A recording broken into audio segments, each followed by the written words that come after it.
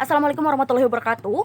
Saya Naila Zara Cahaya Ramadhani sebagai representasi di SMA Negeri 1 Randu Dongkal. Dewan juri yang terhormat, tentu kita sadari bahwa dengan letak Indonesia yang strategis ini membuat Indonesia memiliki berbagai jenis satwa yang beragam, bukan?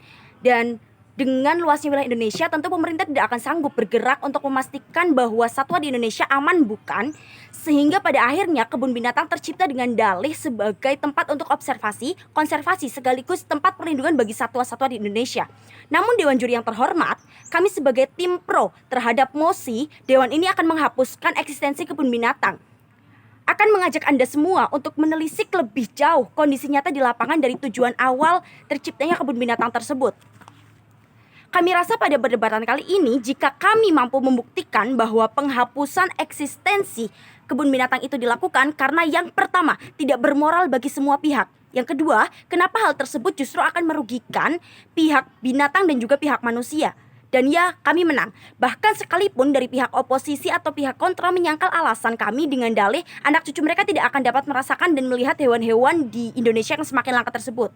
Maka perlu digarisbawahi bahwasanya menghapus eksistensi kebun binatang bukan berarti menutup segala akses bentuk observasi, konservasi, serta program edukasi yang telah terjamin untuk dilakukan oleh pemerintah.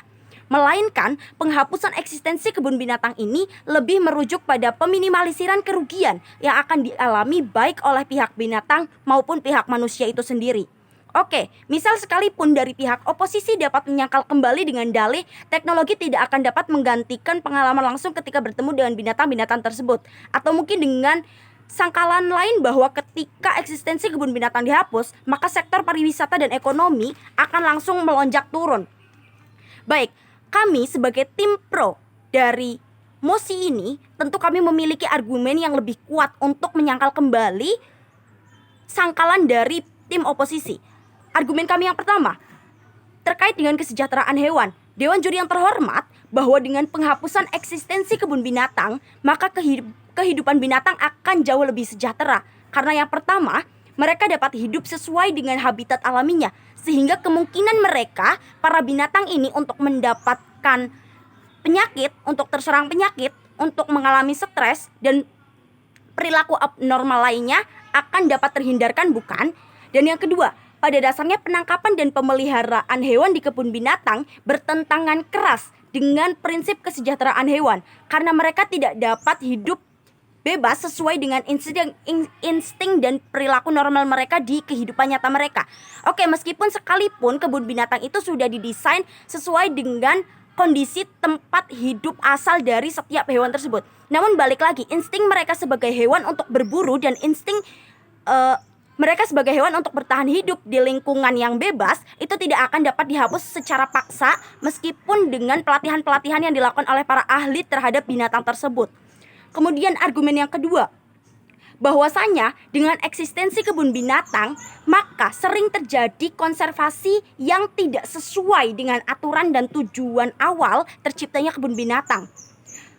Dewan juri yang terhormat, perlu kita sadari lebih dalam lagi bahwasanya banyak kebun binatang yang tidak melakukan tugasnya untuk melindungi binatang, melainkan mereka menjadikan binatang-binatang itu sebagai pameran bagi para pengunjung untuk mendapatkan atau meraup keuntungan komersial saja. Mereka akan mengurung binatang-binatang tersebut di dalam kandang, kemudian menjadikan binatang-binatang itu sebagai penarik dari keuntungan yang akan mereka dapat dari pengunjung, bukan sebagai sarana edukasi maupun sarana konservasi mereka.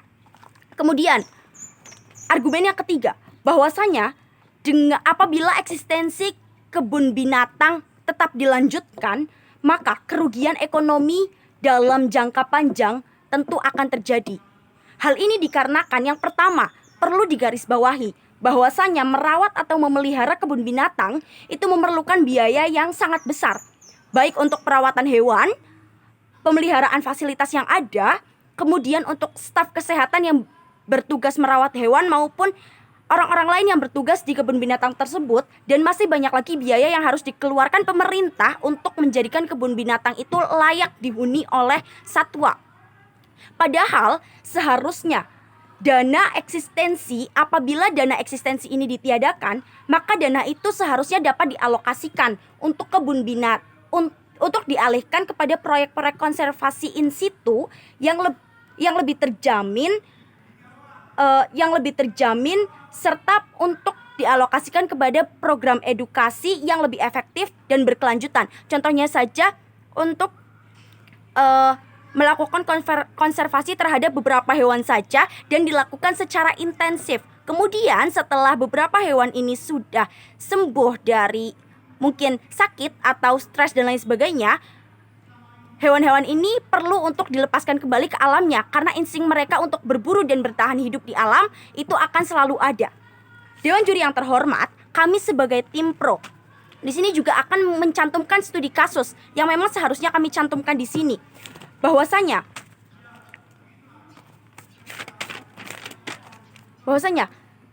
seharusnya